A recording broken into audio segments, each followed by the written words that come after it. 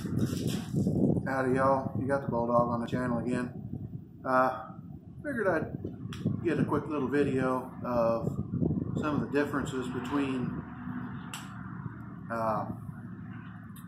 quality and quantity, I guess you'd say. Shade tree mechanics, they're a lot cheaper. I mean, I do shade tree stuff at home. Well, I got a shop, but I'm a little bit cheaper at home, but then it takes me a lot longer too. Get into a bigger shop, they got more overhead, that's why they charge more. And a lot of times it has to do with having the right tool to do the job. You know, I showed you this piece of rust right here that we're trying to, chip good parts out of it. And here's one of the ways that we might try to do that. This here is an attachment that goes into an air hammer, like this. And we're going to use that to attempt to vibrate the bolts loose on this pivot without completely destroying it. We'll see if we can get that done.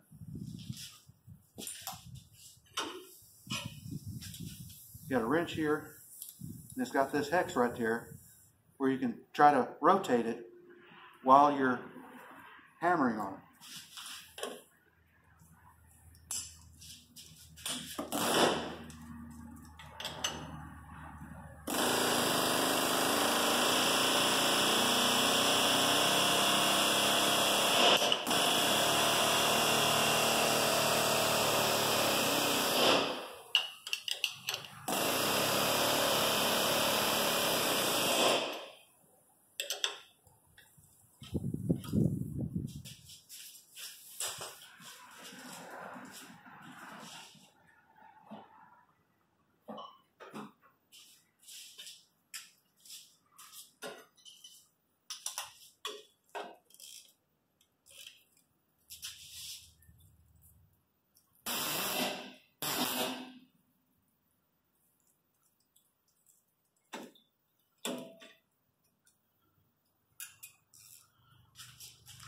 Look at that.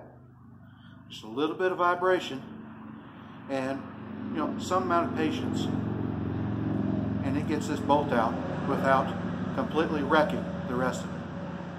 Now, I did that pretty darn quick. That doesn't mean that you necessarily charge less because you knew what to do. That knowledge is worth some money.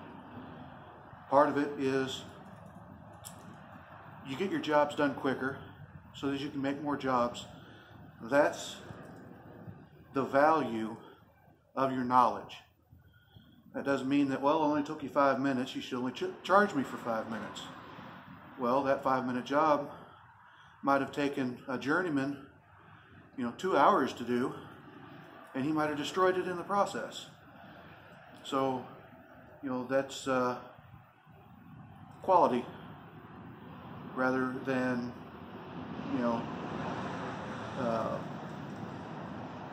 going for the cheaper whenever you're pricing around trying to find somebody to do something. Find somebody that you trust to do it rather than somebody who's cheapest. Because cheapest doesn't mean the one that costs the least amount. It also means the person that costs you the least amount of money to complete the job. If somebody else charges half as much, but he destroys half of your parts, and then you have to buy 3 times what the original pair was going to cost to begin with, you didn't save any money.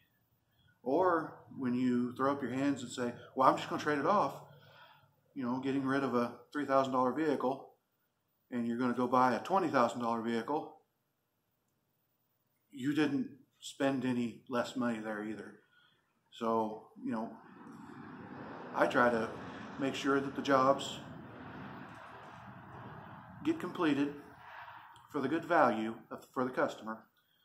That way they keep their cars longer. If they keep their cars longer, then I make more money working on the same car. More often, the customer spends a lot less money because they're not buying a new car and just throwing their money away on depreciation. If you have a good quality vehicle to begin with, then you repair it. This here, these old Toyota pickups, they have a lot of value and people really like them even though they're old. I get a lot of parts for it still because there's a lot of demand for them even though they're old. Some of them, there's just nothing left to fix, so there's no value in keeping it. Those are the ones that I would say, yeah, if you're looking for another vehicle, now is the time to trade it off. So just remember that whenever you're trying to figure out whether something's going to be worth it for you to fix or to keep, make sure you have a good mechanic that will be honest with you about whether or not it's worth it. And sometimes when you don't like the price they give you, you need to think about, well, how much will I be saving, if I will be saving anything, by buying another vehicle.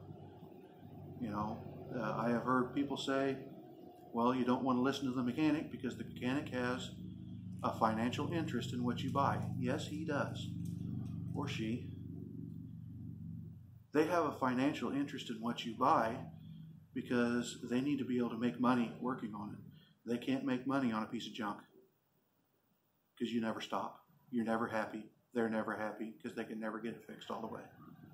It just always needs something. So that's just something to remember. See y'all later.